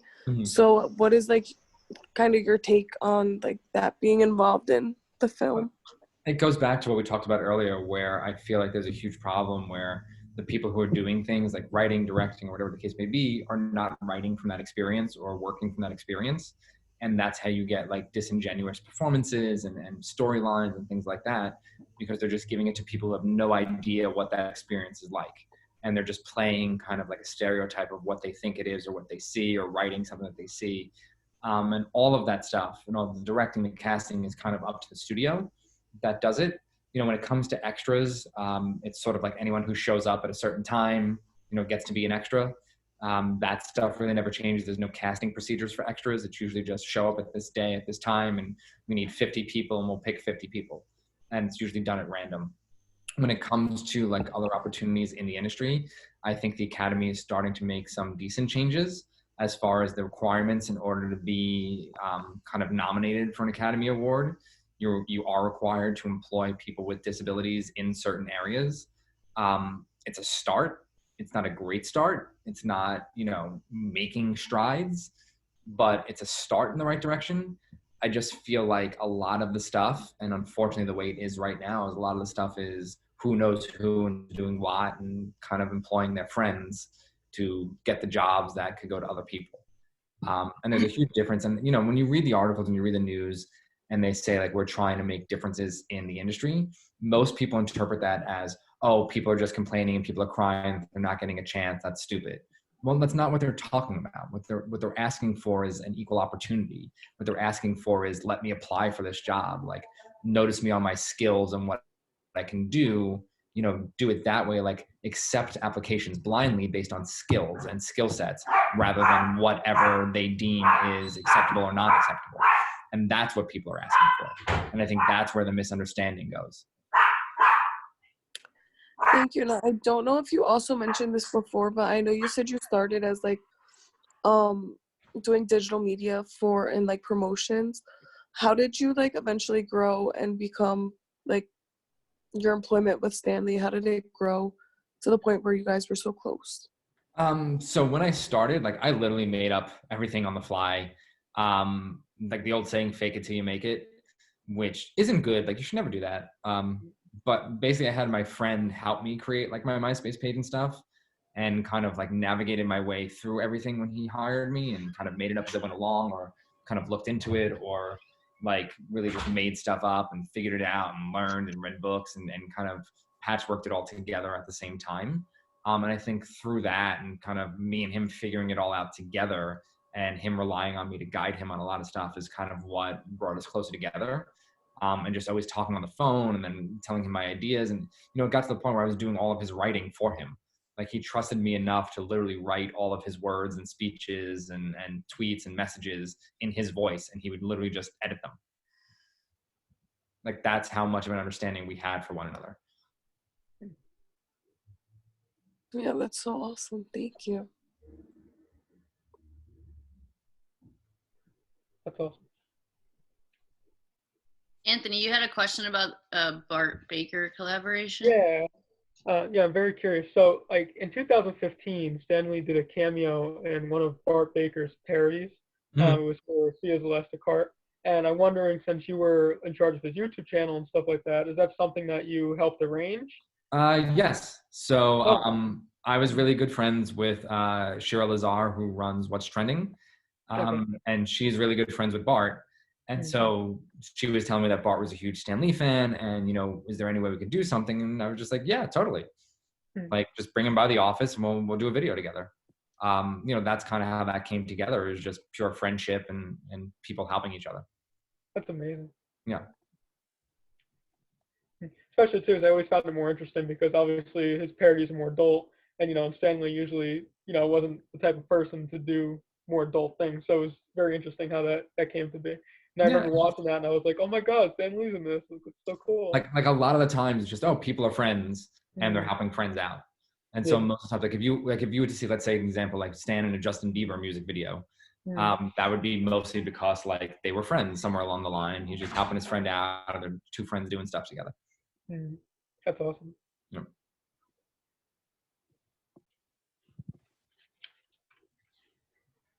Who else? Okay, guys, I think this would be a good time to do the open, like, last round of questions. If you have anything you want to ask, Darren said nothing's off the table, like, balls to the wall, go crazy. Any questions you guys want to round it out with? If there's is there any movies that you've seen recently with DC and Marvel that you feel like you could have filled that role in, or you really want to play? Everything. I would say, either Spider-Man, Iron Man, Wolverine, Green Lantern, definitely. By far. It'd be so cool to have Green Lantern ring. You can do whatever you want. You could, like, it's limitless. Anything's limitless, honestly.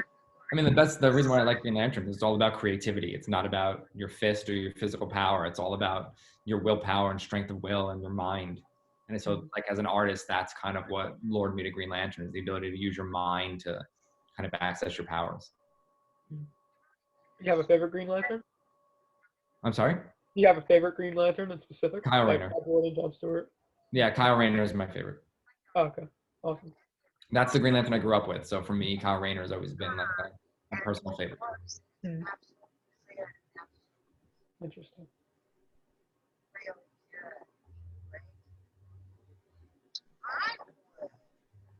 Anybody else? This is last call. Is there anything you wish you could have said to Stan Lee before he passed?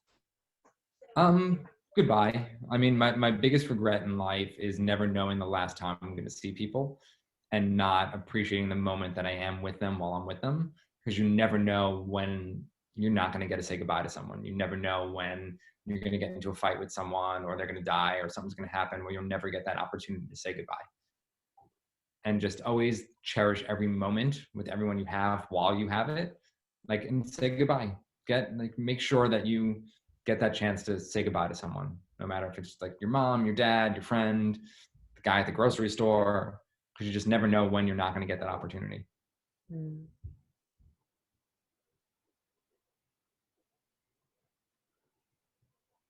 Steven, I know you got to be bubbling with like 20 questions right now. Yeah, I really do. Do you ever work with Chadwick Boseman?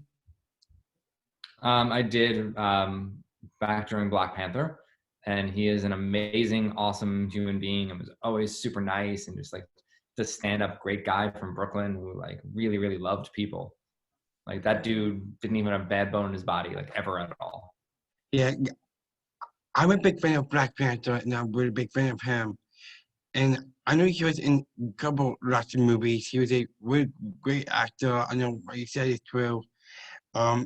It's things he passed on. Like everybody was surprised about he passed on. It's just like, really that Black Panther, who just died, who was amazing Black Panther in comics and movies. And like, yeah, wow. Yeah, I think him as a person, like Chadwick really inspired a lot of people. Just not the fact that he was just Black Panther in the films, but him as a person and the kind of person he was and what he did with his celebrity status, and really, really inspired a lot of people and really made a huge difference for a whole generation, a whole class of people that really needed that really needed to see somebody who they grew up with, somebody from their neighborhood, really be that kind of leader and that kind of person. I think that's where Chadwick really shined, was not just as Black Panther and not just as the King of Wakanda, but as the person he actually was and what he did with that ability and that leverage, and was grateful for every opportunity and gave opportunities to so many people, and really went back and helped his community and inspired children and young adults to really pursue their dreams and careers, and was always so encouraging and always so thoughtful and nice. And I think that's the legacy that he leaves more. Like not just being Black Panther, but the legacy of really being a stand-up human being who has given so much of himself to the point where no one even knew he was sick. Like he went and filmed Endgame while he was sick and no one knew it. He didn't tell anyone, he didn't complain, he didn't struggle, and just did what he had to do, and no one knew it until the end.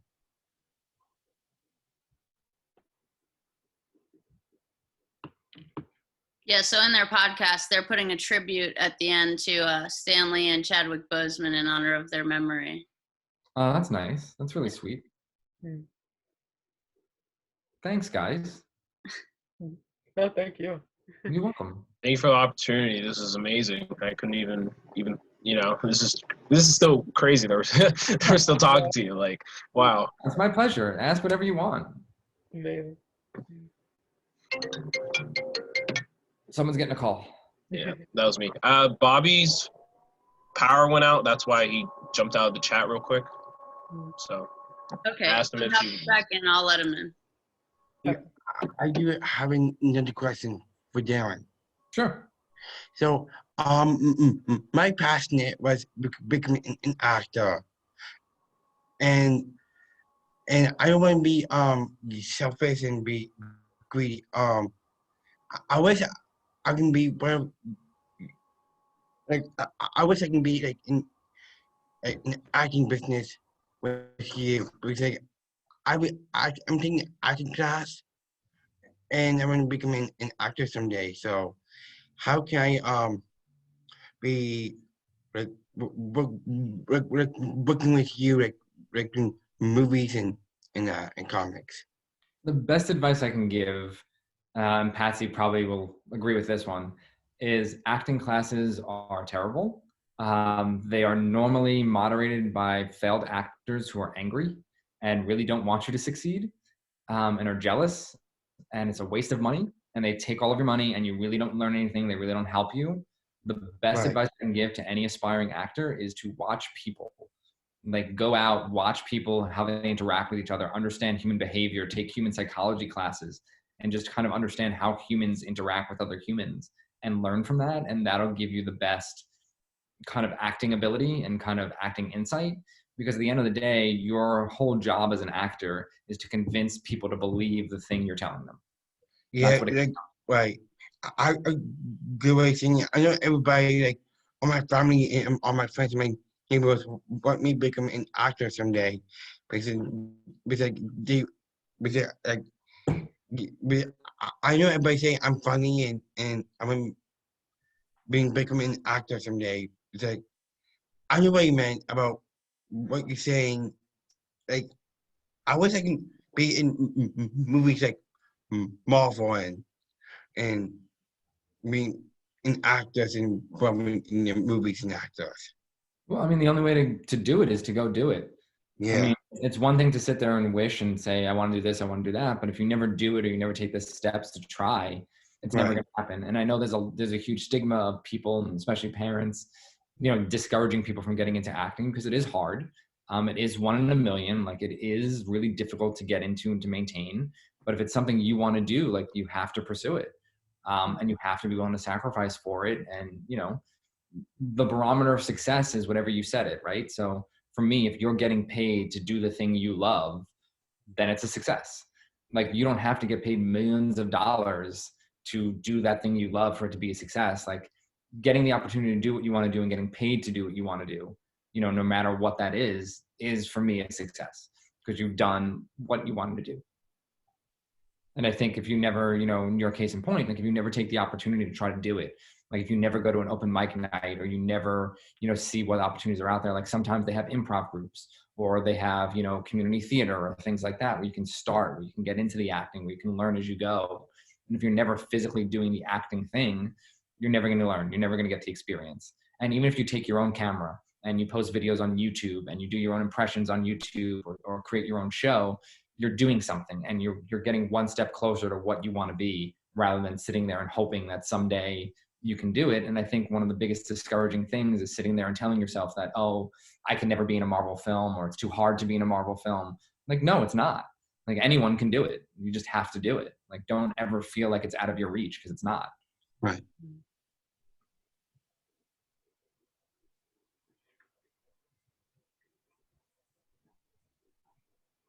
Anybody?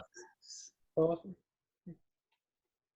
Just one quick question, just to throw it out there, because what the heck. I'm just curious, like, if you ever talked to Stan Lee about, like, do you know if he had a favorite DC character, or one character that he wished he was able to work with, and anything like that? I mean, he actually did the Stan Lee Just Imagines the DC Universe. Yes, that He was got the really opportunity to write DC characters. But Stan was really good friends with Bob Kane, who created Batman. They were really, really good friends, and they came up together. And he always jokes about, like, the one character I wish I did was Batman, because Bob really got everything out of that, and he was the first. And, so for Stan, like, he had a great relationship with DC, he had a great relationship with Bob. They came up together. But he jokes about, being the creator of Batman would have been. That's awesome. I love your impression of him, by the way. It's perfect. Oh, thank you. I used to have to take phone calls as him, or like do meetings as him. Oh, when he really? wanted to do interviews. Yeah. That's so cool. In industry trade secrets that you never know went on behind the scenes. That's cool.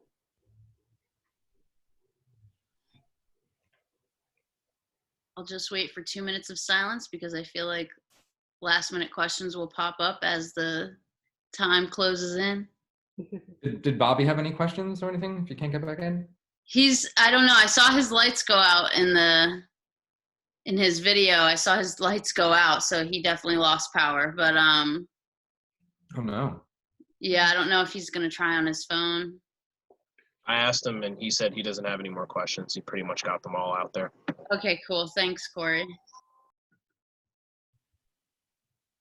Jaden, any last questions? No, I mean, you pretty much touched on everything, so I'm on it. Awesome. Okay.